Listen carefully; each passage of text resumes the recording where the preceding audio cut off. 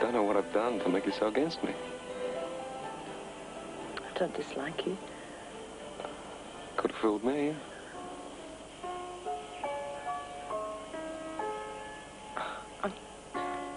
I've tried to ignore you because...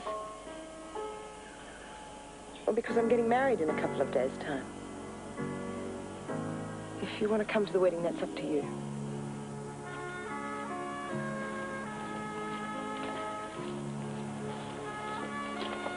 Angela.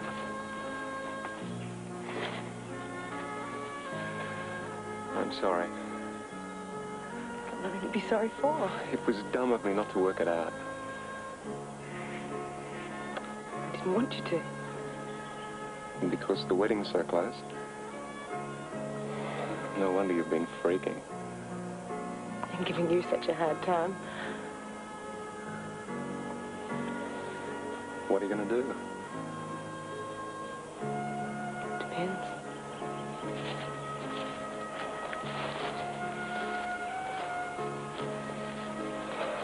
I wouldn't say anything. I like you. And I'd hate you to mess up your wedding on my account. Yeah. Besides, Rob's a nice guy. You couldn't do any better. And I'll be leaving soon if that's what's worrying you. Hey, don't let me drive you away. Just being stupid. This time next week, I won't even remember what the problem was. Can't have Daddy saying I made the gardener quit.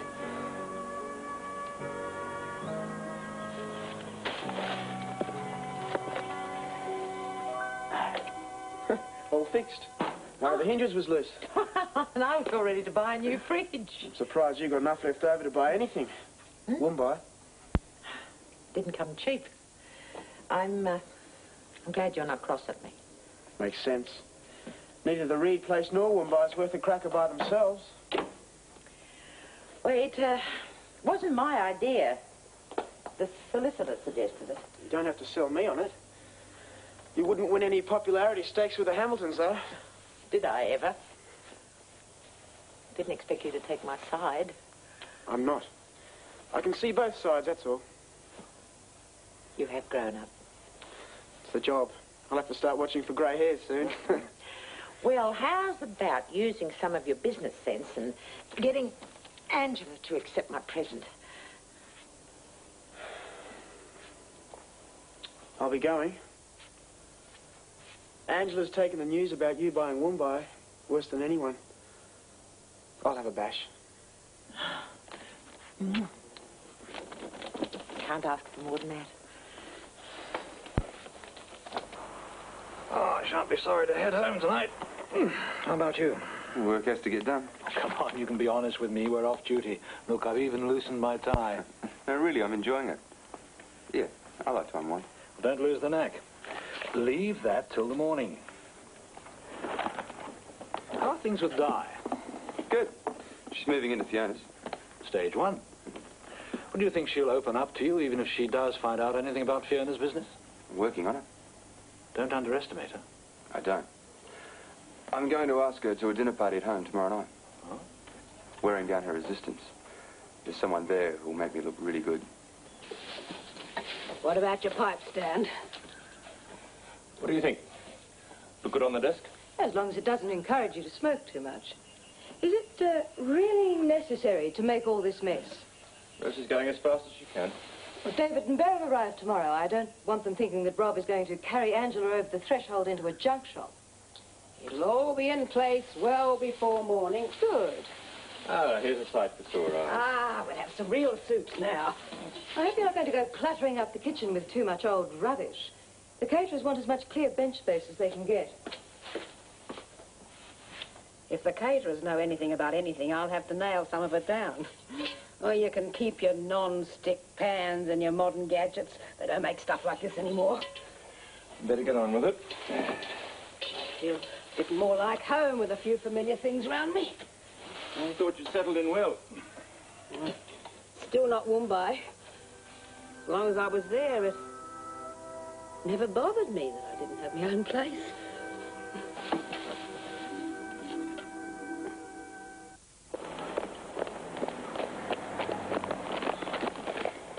Here, let me. You want to get fit, kid? I wanted to catch you. Wondered if you had anything lined up for tomorrow night. No. Like him strapped in. I know I'm not too popular on account of the promotion, but I'd like you to come to the house for dinner. All the way to Dural. I don't get that hungry. You'll love it. Big family night, including the Melbourne side. John's from Melbourne. Yeah. They're not all bad. Sorry. I think I can survive without knowing all the ins and outs. Shame. Mother was saying how she'd like you to come. Mrs. Hamilton wants me there. It was my idea, but she was quite enthusiastic. And she is rather biggish on the Ramberg board. Okay. Tomorrow night for the full family dinner. Got yourself a date.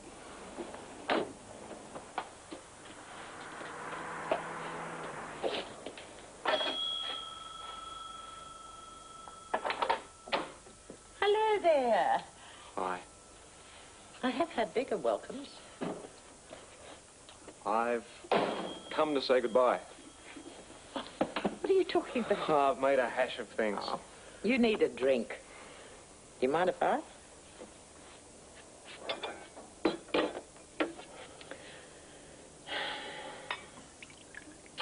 All right. Now tell me, what's so dreadful? I'm in love. Oh. It's not a joke. Oh, sorry. It's Angela Hamilton. You have got to be kidding. And into the bargain, I know she feels the same about me. Oh, come She on, as good as Luke. told me so this afternoon. Oh, God. Oops. Oh, don't be stupid. It'll be best for everybody if I head straight back where I belong. Now, come on.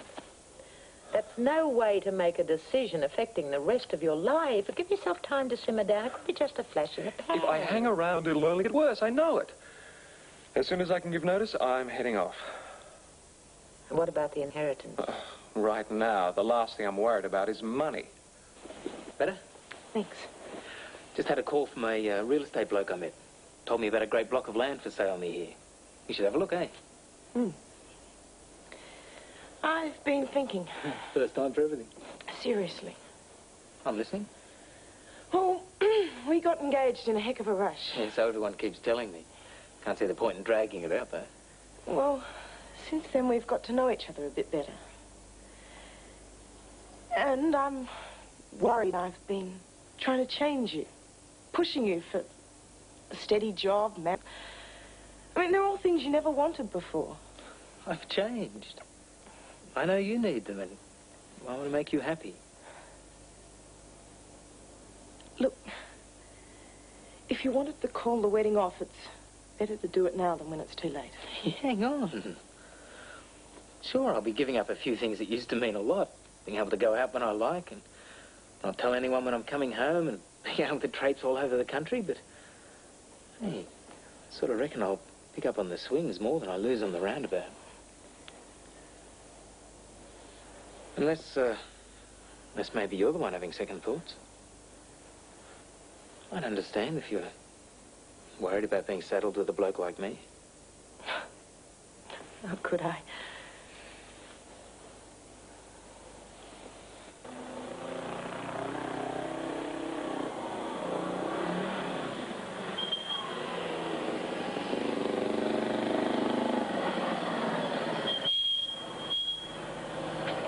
Yes, Paul.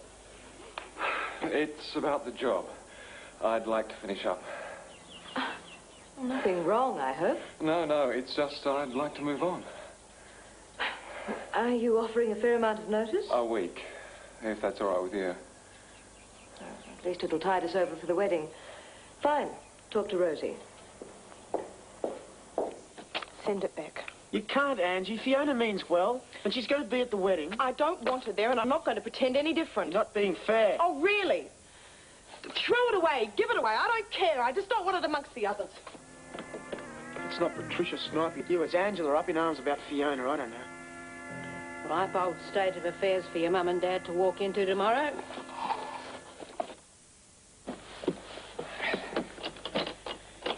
Can you think of anything I might have forgotten? It was all there when I did the ironing. Got your ticket? I nearly forgot the most important thing. I'm leaving the car. You and Susie can bring it with you when you come. We can all fit in on the way back. It's not too late to change your mind about coming with me. It wouldn't matter if I caught a later flight this afternoon, as long as I'm there first thing tomorrow morning for the rehearsal. Okay. But don't take it out on me, though. I don't want to stay in Sydney any more than you do, but what choice have I got? Angela's my daughter. Yes, yours and Patricia's. I'll be there for the shortest time possible without upsetting Angela. I better go. Coach goes at 11.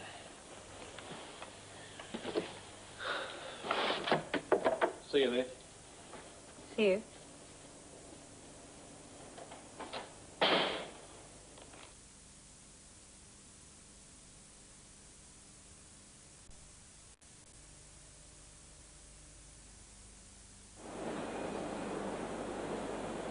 Could you spare a minute, please, Rosie? Have to get the lunch dishes done before your guests arrive. Oh, it won't take you long to stack them in the machine. Rather do them by hand when I've got the time. That's got a bit to do with what I wanted to talk to you about, actually. Sit down.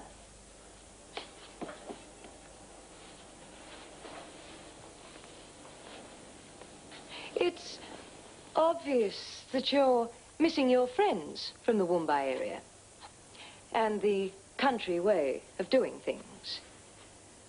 I doubt if either of us sees your stay here as a permanent arrangement.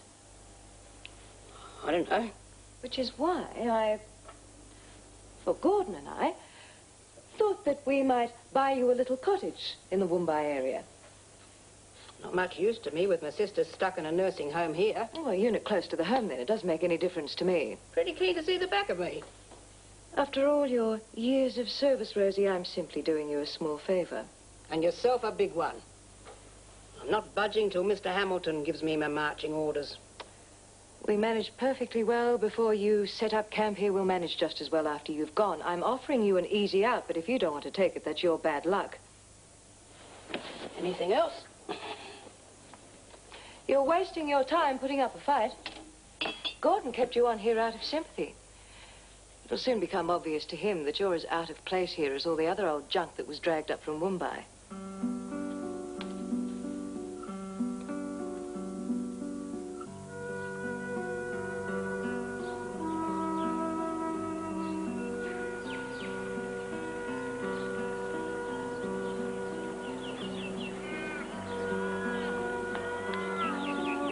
Anything wrong?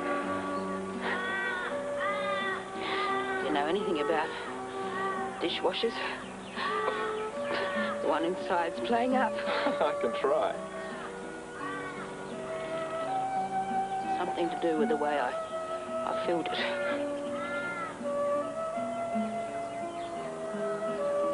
They'd have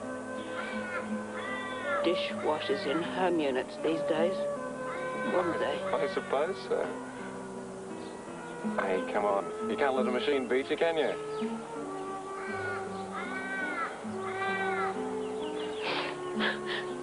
No.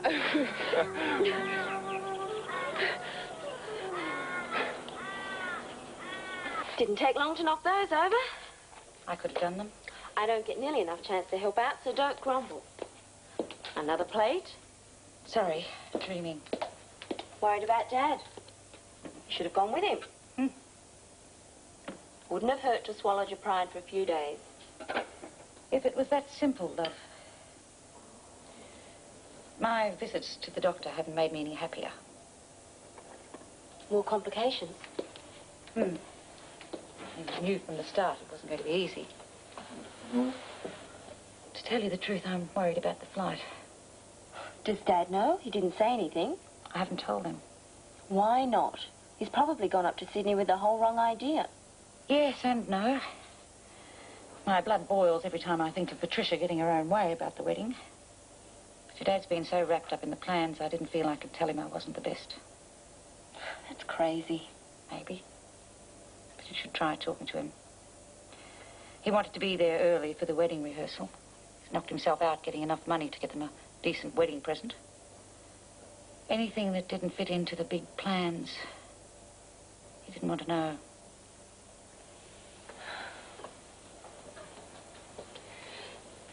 You'll tell me if you start feeling too bad. Your father will get what he wants. I'll make that wedding if it kills me. I won't ever let him say I was the one that ruined the day.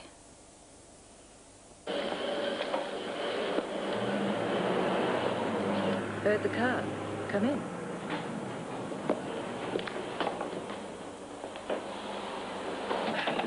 Gordon, David's arrived. Where's Beryl?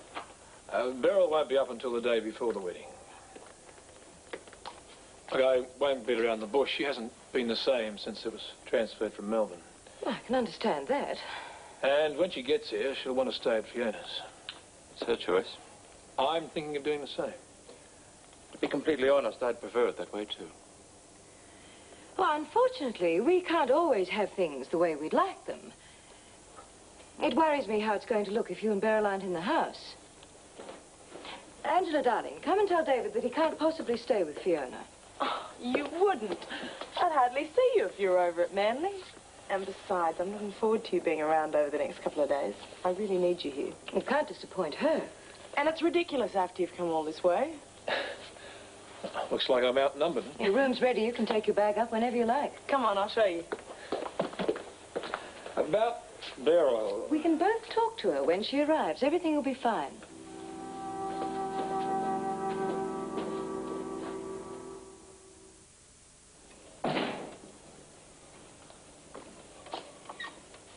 The others are upstairs, changing.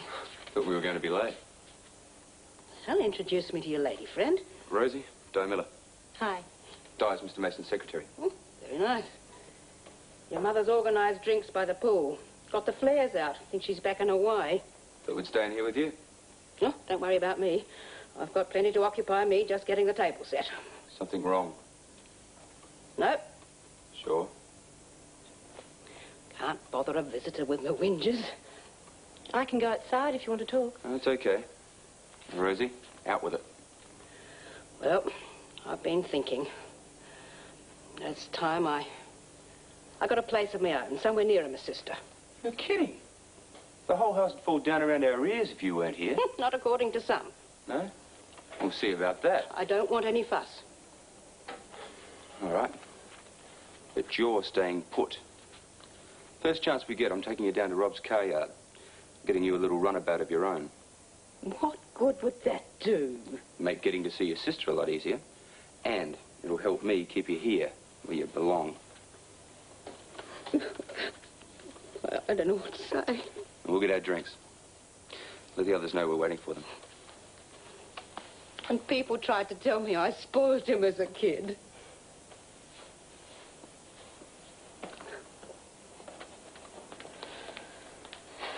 Okay. Let me... We should fill in the butt when you make out a check. Oh, nothing's bounced, has it? No, but the accountant gets stroppy. I'll change him. It was a joke. Oh, you're not going to be in a sour mood all night, are you? Can't say I'm thrilled about the prospect. You mustn't let David being here put you off. For one thing, you'll see that there's absolutely no personal feelings left between him and me. You're pretty keen to have him here. I'd be just as keen if Beryl was with him. I thought you'd understand. It's just like you and Barbara. We're adult enough to know that a thing has run its course. I count myself very lucky. I nearly lost you. Being given a second chance. I was very angry at myself for running the risk. It's probably why I behaved so badly towards Barbara. You will make the effort to be pleasant to her if you run into her socially. The same as I hope you will with David, yes. This looks good in your study. This is the only room in the house where the things from Mumbai seem to fit in comfortably. It's nice that you've got a few of them around you to remember those years by. ready for the first course in about half an hour or so. Has the red wine been decanted? Just like you asked. Good. What's this tureen doing out? I'll be taking it into the kitchen in a minute. I didn't ask for a soup course. Oh, but Gordon did, seeing as now I've got my old stock pot back. It's not ready for the scrap heap any more than I am. You can take it with you when you leave, then. Oh, that's another thing. I won't be going. Gordon and Wayne have made it pretty clear they want me to stay. Apart from my sister, they're the closest I've got to family, and as long as they want me, I'm not budging. Really? Don't underestimate my chances of changing Gordon's mind about you. Like you did about Mrs. Armstrong? He's got too many brains to fall for your tricks all the time. And I thought you had enough to clear out gracefully. I was prepared to help you, with a comfortable income and a place to live, but if you want to kick up a fuss, I'll make sure that you leave here with nowhere to go and no one to look after you and not a penny to your name. It's up to you. You might get your way in the end, but don't expect me to make it easy for you. I'm staying as long as there's a chance Gordon will wake up to you, and I'll be doing everything I can to make sure he does.